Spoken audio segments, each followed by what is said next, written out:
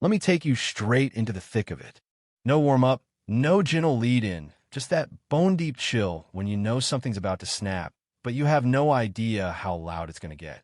1 minute. The courtroom is a mausoleum of paperwork and mumbled legalese. Sunlight crawling across the polished tables like it's bored out of its mind, and the next a single line slices the air, and suddenly you swear the whole damn country is holding its breath. That's how it started. Or at least, that's how it felt to me, sitting there on the world's hardest bench, pretending I belonged, as Colonel Blackwood's voice ricocheted off those stone walls. "Speak louder, Miss Mororo." 5 words. Just 5, but the whole room shrank back like everyone just realized, too late, this wasn't going to be a normal day at the office. Now, picture this Tuesday. Nothing special on the calendar, but there's a charge in the air you can't explain, and the light's doing that thing where every dust mote seems to hang like a warning sign. Major Soren Casemere, good man, career soldier, sits in the hot seat accused of a classified screw-up so big the details barely made it past the redactions. The kind of mistake you only hear about in rumors, the kind you bury under so many top-secret stamps, it might as well be a myth. In the back, Leo Mariano uniform, no pretense, just this quiet intensity, hair pulled back, head ducked like she's trying to disappear. Most folks barely clock her. Maybe she's a reporter, maybe some green law clerk, but nobody realizes she's got the only story that matters. The room's a stage. Young LT Zafotis pacing like he's auditioning for a war movie, waving mission maps, barking accusations about botched extractions and lost men, while Casemere sits there, eyes hollow, like the years and medals have finally caught up to him. Then Colonel Blackwood runs this courtroom like a battleship, sharp, decisive, zero patience for nonsense. She drills Tia with the basics, name and occupation, and Tia just floats out intelligence analyst, civilian contractor, like she's reading a cereal box. Nothing special except every answer is so measured, so clinical. You get this itch she's not here for the small stuff. But she keeps her voice so low, Blackwood's eye starts to twitch. "Speak up," she snaps, but Tia stays in her lane, describing satellite data, terrain risks, flag gaps in the plan, the exact issues she warned about, the ones everyone in charge ignored. Hugh Major Thornall, defense, all silver hair and confidence, the kind of man who's never once had to raise his voice to get his way. He tries to pin her as a desk jockey, the sort who's only seen real action in training videos, but Tia doesn't bite. "My field experience is classified," she says, and something about the way the judge squints tells you she knows there's a piece missing. The air thickens, everyone's waiting for thunder that never comes. The questioning loops back, this time to the infamous photo of burned-out village, a mission gone to hell. For a split second, Tia's composure cracks. She admits the intel was incomplete. Her warnings never made it up the chain. Normally you'd call it bureaucracy, but there's a tension here, like the truth is straining at its leash. LT Dovin jumps in, grilling Tia on radio protocol, expecting her to slip, but she rattles off procedures so advanced even the gallery starts to shift in their seats. This isn't some analyst, this is someone who's been in the mud. And then, right when you think the circus can't get any weirder, Major Thornall goes after her voice, implying maybe she's hiding behind it because she doesn't believe her own words.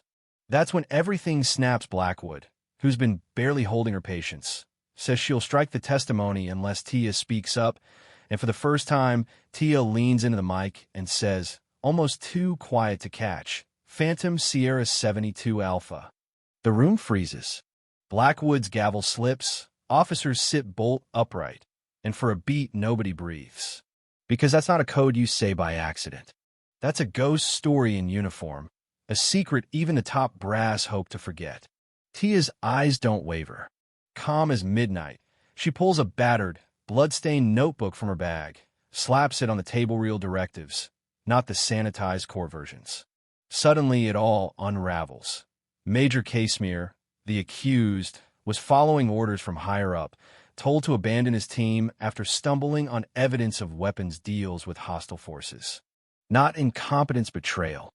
The gallery erupts. A young officer tries to shout her down.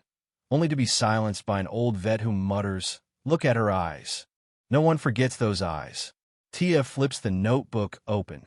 Photos, bank records, receipts, every breadcrumb of a conspiracy winding straight to General Hadfield and black market arms.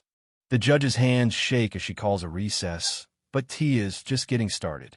In a few minutes, she lays out 3 years of disappearance, how she survived thanks to a local shepherd, pieced together the cover-up, the why, the how. Colonel Vega, the silver-haired vet, stands up, voice steady. If she says it, I believe it. The prosecution tries to dismiss it all, but Tia ties together both cases: Stormfall and Phantom Sierra, same web of corruption, just new scapegoats. She produces logs showing Casimir questioned his orders 3 times, threatened with court-martial if he didn't comply. Colonel Blackwood inspects the orders. Signature doesn't match, someone forged her name. She's been carrying the guilt for a decision she never actually made. That's when the doors slam open. Military police, a brigadier general with news. Evidence has surfaced implicating Hadfield directly. Tia, almost smiling, murmurs, "Right on time."